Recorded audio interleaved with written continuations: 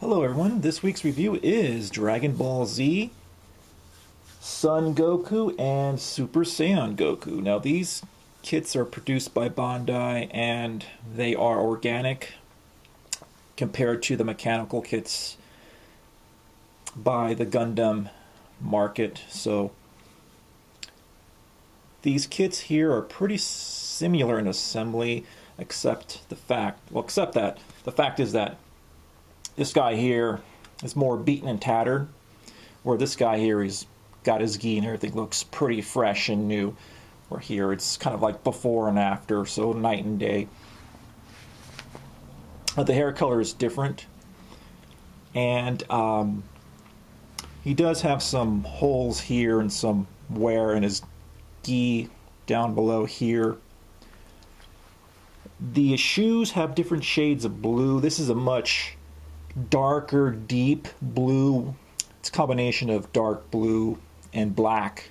And this one here is just dark blue as it is. The facial features are pretty much the same. You do get additional facial expressions that you can swap, like this face here. Let's get my magnifying glass. We'll zoom in. See what we got here. Here we have his battle cry. This actually is for Son Goku because he's got the black eyebrows. Put this aside. And for the blonde-haired version, same thing.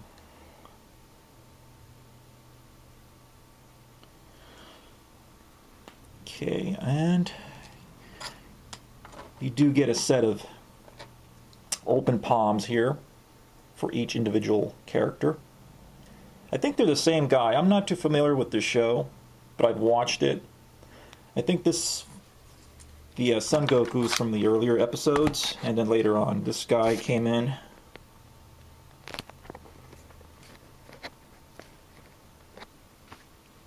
So you can swap out the fists for the open palm for his battle stance, and the face expression for his battle cry, the Kamehameha battle cry that he tends to use every now and then in the show.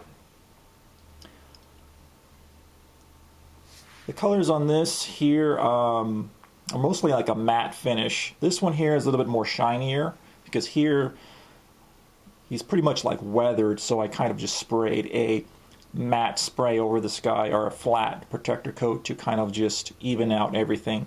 This one here is a little bit more shinier. I think I used a semi-gloss protector coat to even out all the pigments here, because each pigment has a different shine to it. So to even everything out, I used a semi-gloss protector coat here, because the skin tone colors are actually a flat base pigment. Now, when I constructed these, you do have to construct and paint them simultaneously, because when you assemble the legs, you have to eliminate some seams.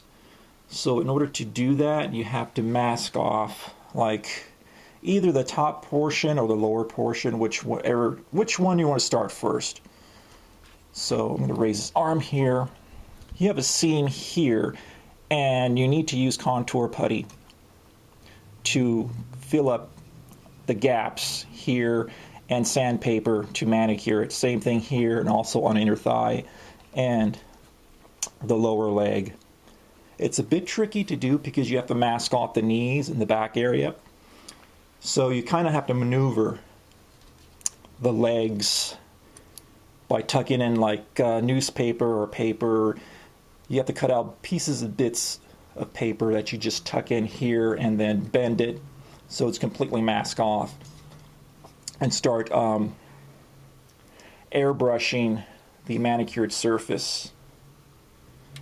And once you do that, once you actually like reprime it, you have to go ahead and compensate and make everything look like the rest of the pant color or the gi color. So let's see here. What did I do? I think I used a it's either a combination of yellow and flesh tone to rebase coat this surface here. Then I used Italian red, or you could use international orange to go ahead and put in the shadows and low lights. So you want to leave the raised areas a lighter color to give it the sense that there's wrinkling in the pants here.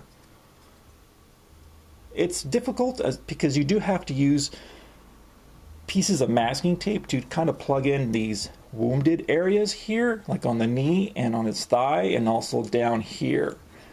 I can't remember what oh yeah, I now remember. I actually tucked in sheets of paper underneath the pant area. And once I painted everything and let it dry, I used an X-Acto knife to kind of just basically stab that piece of paper and just pull it out in all sections. So you have a nice, well, an even coat, and also you didn't get any orange on the exposed skin areas that are painted skin tone color. Put this guy back here. So I used dark blue, Italian red, base coat the gi, a combination of flesh tone and yellow to get that light color for the low lights on the gi to achieve wrinklings and shadowing. This one I used a combination of dark blue and light blue to achieve some weathering effects and to define the body structure. The hair on this guy is primered white, base coated white, yellow, and a tad of orange and yellow mixed together to achieve the dark areas that are sort of like hidden within the deep areas of the hair, to kind of, you know, bring some just kind of make it pop a bit and give it some contrast. And more contrast back here, where you have dark, sort of like an orange yellow, and then starts to get lighter here with white.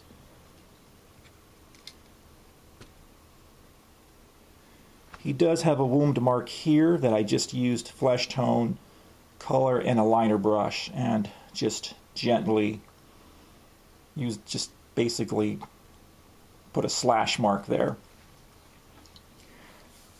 Now on to Son Goku. Turn this guy around here. The decals on this I had just terrible experience with because they didn't stay on. Overall, this one stayed on pretty good. I used a decal set to reinforce this.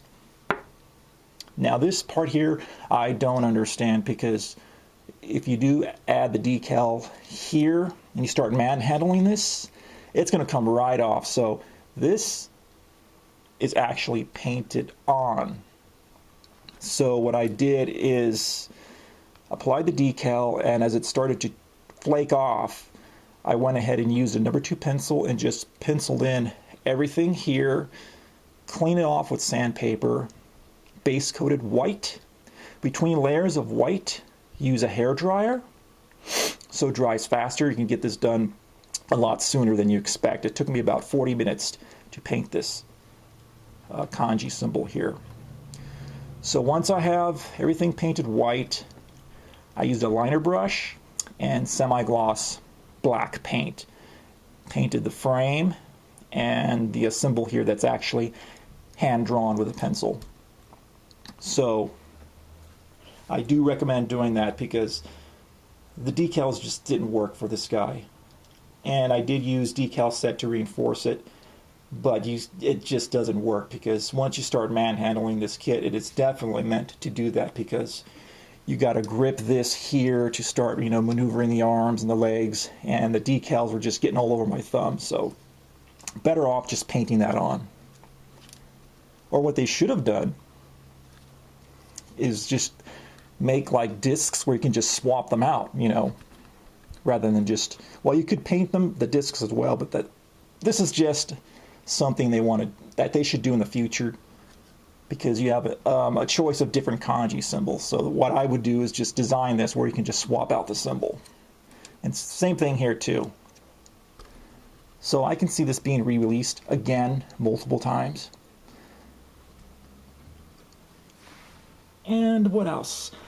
I think that's about it. The eyes are actually painted on too, because again, difficulty with the decals in the eyes, so I just hand painted the pupils here and this guy as well as the interchangeable faces. So let's see here. These ties here actually maneuver around here. These are actually on a ball joint. This is on a ball joint too. The ties here are red on the shoes. When you paint the shoes, paint them simultaneously, because you don't want to have a darker portion and a lighter portion, so you want to even out the parts with the proper pigment, because it does consider mixing your paints to achieve the colors on the shoes. So heads up there. And when you construct the gi on this guy, do not use super glue or Zap-A-Gap, because that will freeze your parts so fast that you will need a hairdryer to compress everything together. So use a slow drying glue like Testors or whatever brand that you can get with other model kits on the market.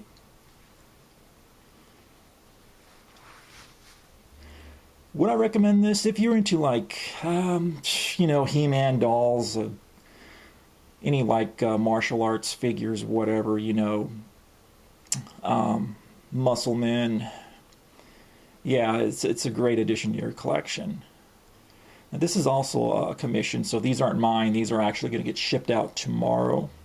And these took me a while to paint. It took me, about 6 months to 7 months off and on.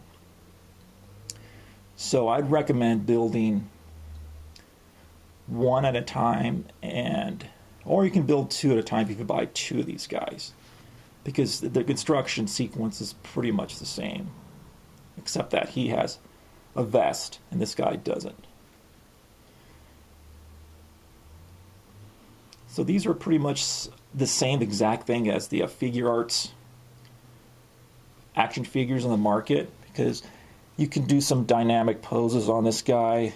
Biceps, well, you got elbows here, you have a bicep mechanical body movement there.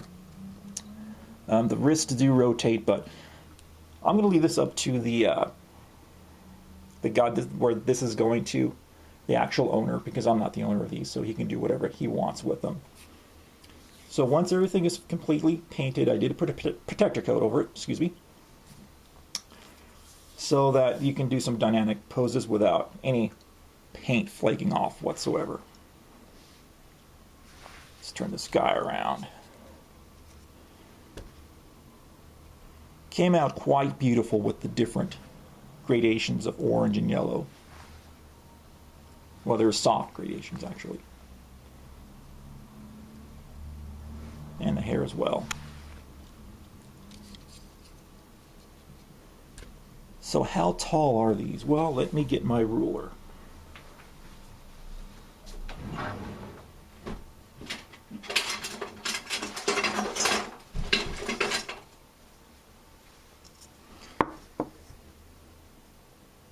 About 9.5 inches. So that wraps it up for right now. Until next time, take care.